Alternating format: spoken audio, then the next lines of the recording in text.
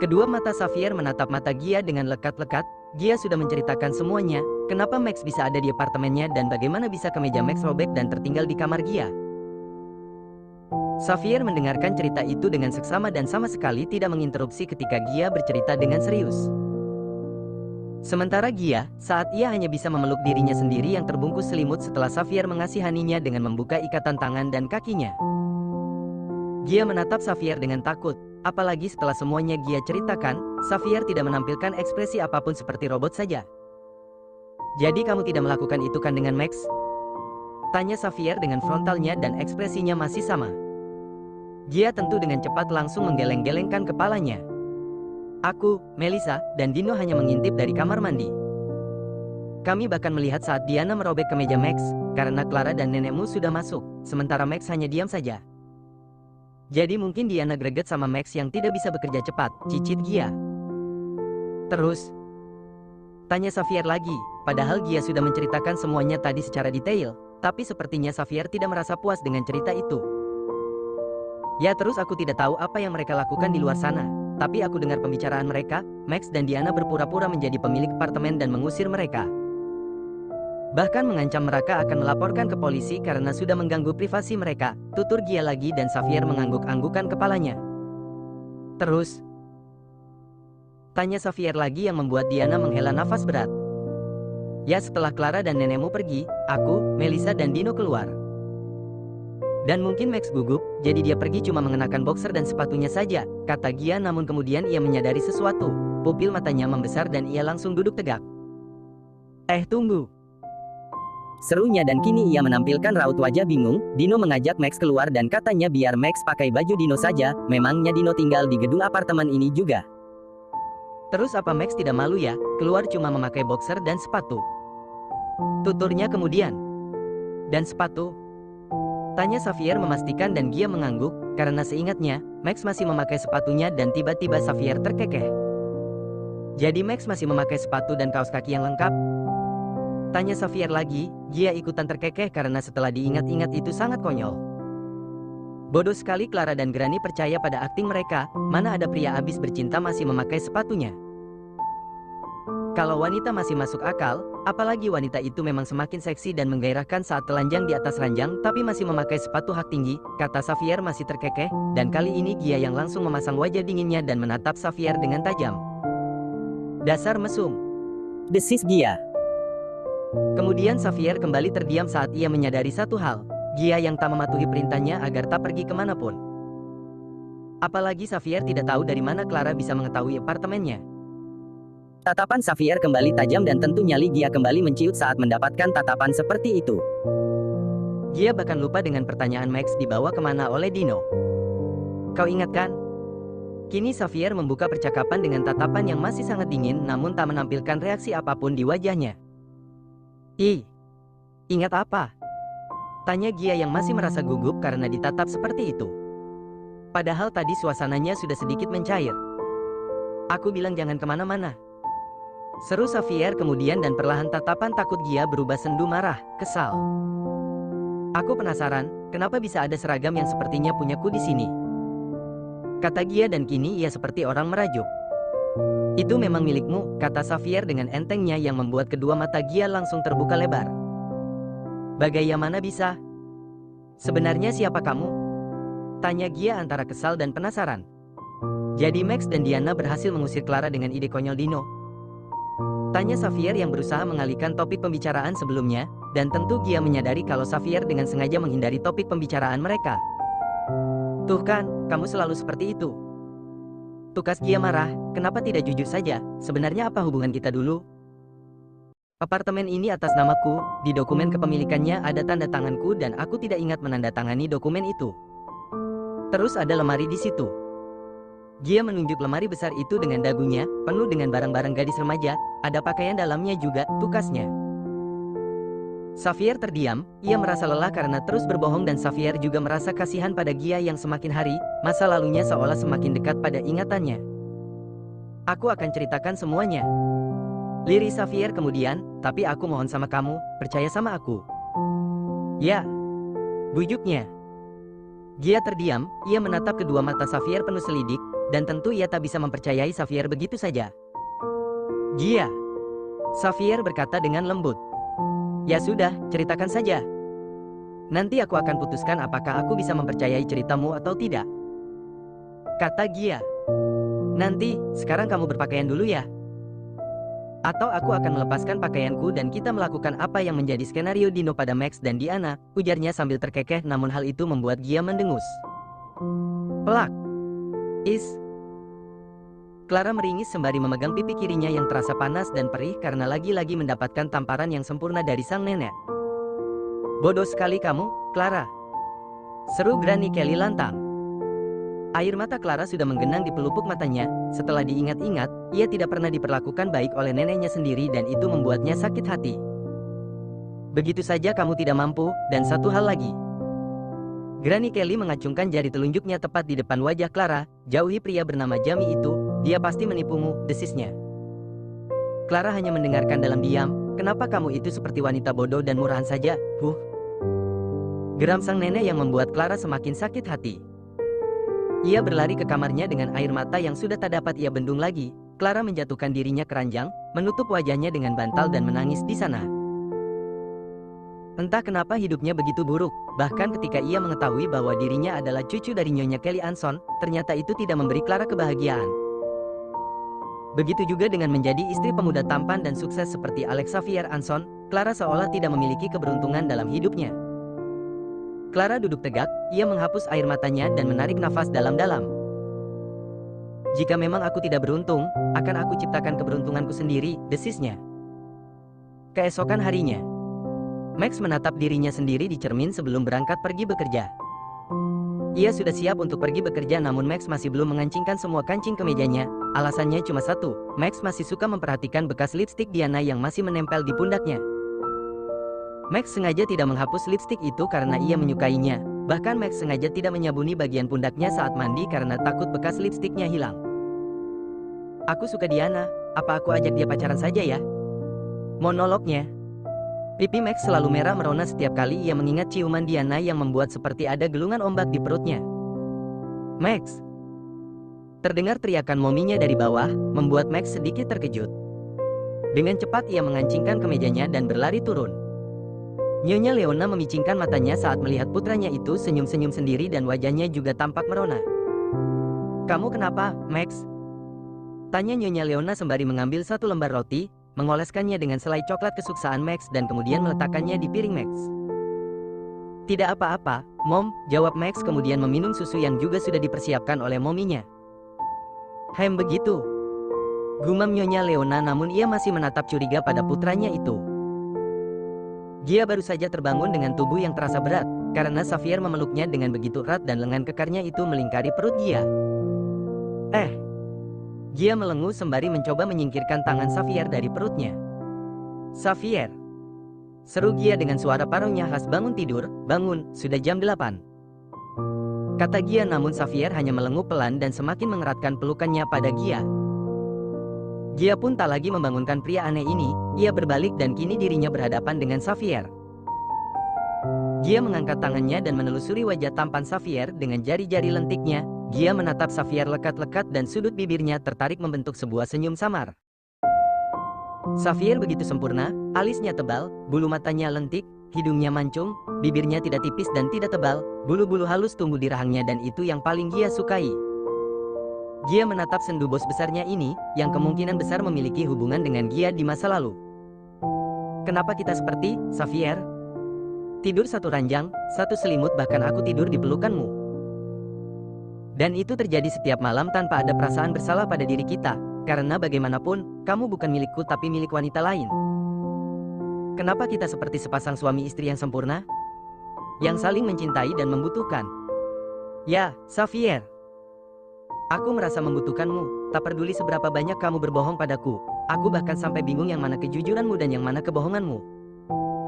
Tapi hati kecilku selalu ingin mempercayaimu. Aku tahu aku tampan. Tiba-tiba terdengar suara Xavier yang menyadarkan Gia dari lamunannya dan Gia dengan cepat menjauhkan diri dari Xavier. Kau sudah berjanji akan menceritakan tentang masa laluku. Gia menagih tak peduli bahwa baru saja mereka terbangun dari tidur mereka. Iya, sweetheart. Aku janji akan menceritakan semuanya sama kamu, Emi, tapi sekarang cium dulu. Pintanya manja membuat Gia mendelik. Minta cium sama istrimu sana. Seru Gia dan ia merangkak turun dari ranjang. Sementara Xavier terkekeh sembari menyenderkan punggungnya di kepala ranjang. Jadi malamnya memeluk Gia dan paginya mencium Clara, begitu? Goda Xavier yang kembali membuat Gia mendengus. Terus sekalian saja siangnya bercinta sama istrimu itu, tukasnya secara asal yang membuat Xavier kembali terkekeh. Kamu seperti selingkuhan yang cemburu pada istri sah, sweetheart. Mendengar hal itu, Gia langsung mengambil bantal dan melemparnya ke wajah Xavier. Menjijikan, desisnya. Clara pergi ke kantor seperti biasa dan ia sangat terkejut dengan kedatangan Xavier yang tiba-tiba. Apalagi Xavier mengadakan meeting mendadak dengan semua staf-staf penting perusahaannya, termasuk Clara dan Jamie diwajibkan hadir. Seharusnya dia kan masih di luar kota, kenapa bisa ada di sini? Clara hanya bisa bertanya-tanya dalam hati. Jadi, semuanya sudah berkumpul? Xavier duduk-duduk di kursi kebesarannya, ia melirik Clara dengan sinis dan senyum miring tercetak di bibirnya. Terkejut kau, Clara? Seru batinnya puas, apalagi Xavier sudah mendapatkan semua informasi dari Jamie dan bagaimana Clara bisa tahu apartemen Xavier dan Gia. 10 hari aku ulang tahun, aku ingin mengadakan acara ulang tahun sekaligus ulang tahun perusahaan, kata Xavier yang membuat semua orang tampak sangat antusias. Dan aku ingin, semua investor kita, semua klien kita, semua rekan bisnis kita diundang, kata Xavier kemudian. Karena itu juga akan menjadi pesta pernikahanku dan Gia, kata Xavier dalam hati. Hari ini, ia berniat akan memberitahu Gia tentang masa lalu mereka. Tak hanya itu, Xavier juga akan memberitahu Max bahwa mereka saudara seibu dan beda ayah. Xavier ingin Max menjadi pemilik sebagian perusahaannya juga, karena ayah Max yang juga ayah tiri adalah pemilik 35% saham di perusahaan Xavier tanpa ada yang tahu. Lebih tepatnya, memang dirahasiakan terutama dari Granny Kelly.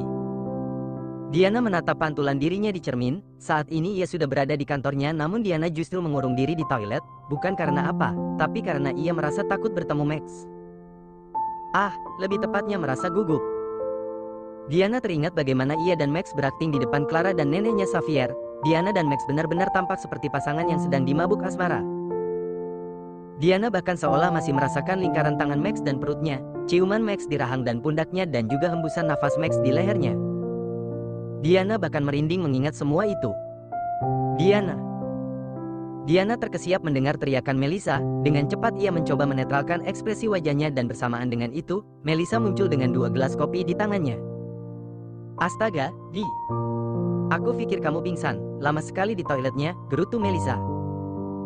Tadi make up aku berantakan, jawab Diana asal, sudah, ayo.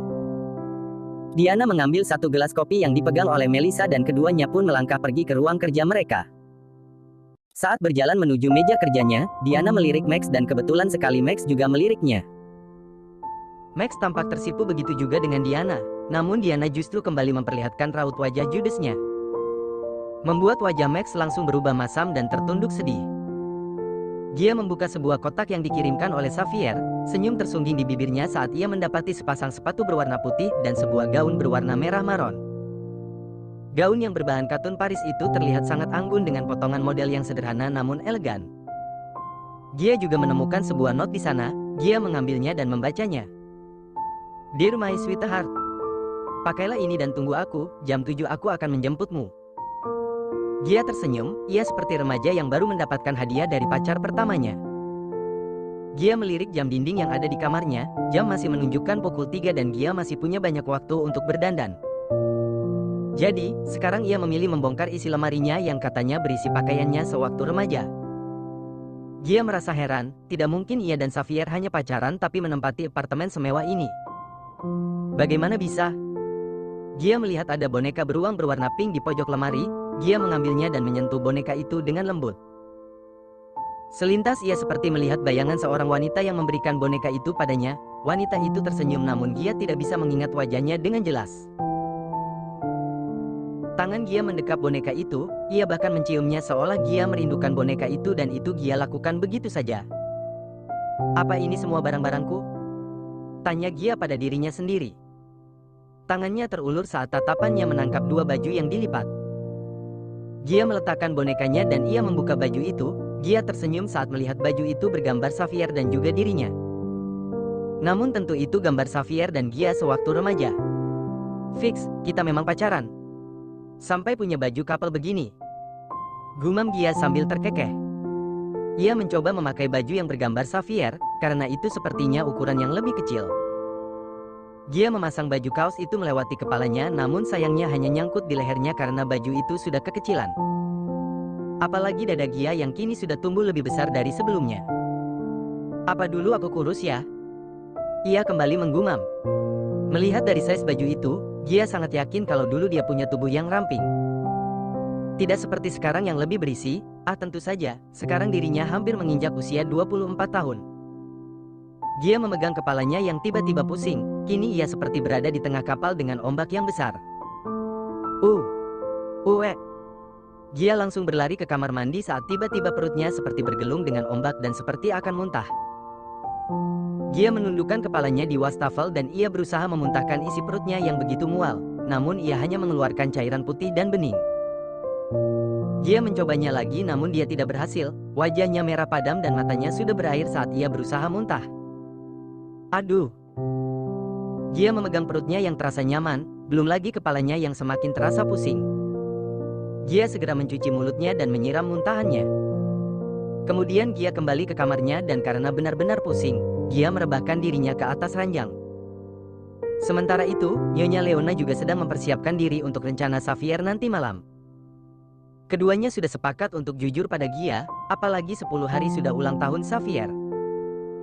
Tak hanya itu, 10 hari lagi itu juga akan menjadi ajang balas dendam bagi Nyonya Leona kepada mantan ibu mertuanya, yang menyebabkan ia dan suaminya harus bercerai. Saat itu, Nyonya Leona memang hanya wanita biasa, sama seperti Gia. Namun ia mencintai Bastian Anson dengan sangat tulus.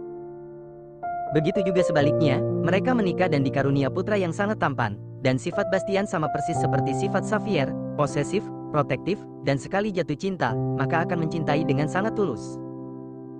Namun, Nyonya Kelly Anson dengan begitu teganya menjebak Nyonya Leona tidur dengan sahabat Bastian, yaitu Evan Gupta. Nyonya Kelly Anson itu bukan hanya merusak pernikahan putranya, tapi juga merusak persahabatan putranya. Evan juga dijebak, dan ia juga sangat marah pada ibu sahabatnya apalagi ketika Bastian tidak percaya pada istri dan sahabatnya, melainkan lebih percaya pada semua kebohongan ibunya. Bastian menceraikan istri tercintanya karena pengkhianatan rekayasa itu, ia memisahkan Xavier dari ibunya. Sementara Nyonya Leona kemudian hamil dan itu anak dari Evan, dan lahirlah Max Gupta. Bayi tak berdosa namun kehadirannya adalah penyebab hancurnya sebuah keluarga dan cinta. Namun Nyonya Leona mencintai anak tak berdosa itu, begitu memanjakannya ketika ia lahir. Evan juga bertanggung jawab dan menikahi Nyonya Leona. Bastian meninggal dalam kecelakaan dan saat itu Xavier masih kecil, dan tak lama kemudian suami kedua Nyonya Leona juga meninggal juga karena sebuah kecelakaan. Mereka seperti sahabat sejati, yang sehidup semati. Meskipun di dunia ini terjadi kesalahpahaman, namun Nyonya Leona selalu berdoa, semoga di alam sana, keduanya kembali bersahabat dan saling mempercayai. Evan Gupta meninggalkan harta yang tak sedikit, dan Nyonya Leona menginvestasikan sebagian hartanya pada perusahaan putranya sendiri. Tak hanya itu, Nyonya Leona juga membuat Max bekerja di perusahaan kakaknya sendiri. Supaya Max bisa dengan mudah nantinya mengurus perusahaan bersama Xavier. Xavier melirik arloji yang melingkar di tangannya, ia sudah tak sabar untuk menjemput Gia. Meskipun sebenarnya ia juga merasa gugup karena malam ini Xavier akan memberitahu Gia tentang masa lalunya. Xavier tidak tahu akan seperti reaksi Gia, apakah akan mempercayainya? Semoga saja. Sayang. Xavier mendongak saat mendengar suara Clara dan bersamaan dengan itu, pintu ruangannya terbuka dan Clara muncul dari balik pintu. Clara berjalan berlenggak-lenggok mendekati Xavier yang duduk di kursi kebesarannya, ia melangkah bak model yang berjalan di atas catwalk. Xavier hanya menatap dingin wanita berstatus istrinya itu. Sayang, malam ini kita kencan yuk. Ajak Clara bersamaan dengan itu hendak mendaratkan bokongnya di paha Xavier, namun sebelum bokongnya mendarat, Xavier berdiri yang membuat Clara langsung terjerembab ke lantai, bokongnya mendarat sempurna di lantai yang dingin dan itu membuatnya meringis sakit. Sementara Xavier hanya terkekeh geli apalagi saat tatapannya menangkap ekspresi Clara yang kesakitan. Aduh, Xavier. Tega sekali sih kamu. Gerutu Clara sambil berusaha berdiri karena Xavier tak terlihat berinisiatif membantunya berdiri. Memang apa yang aku lakukan? Tanya Xavier dengan entengnya, kemudian ia bergegas pergi dari ruangannya, tak peduli dengan geraman kesal Clara di belakangnya.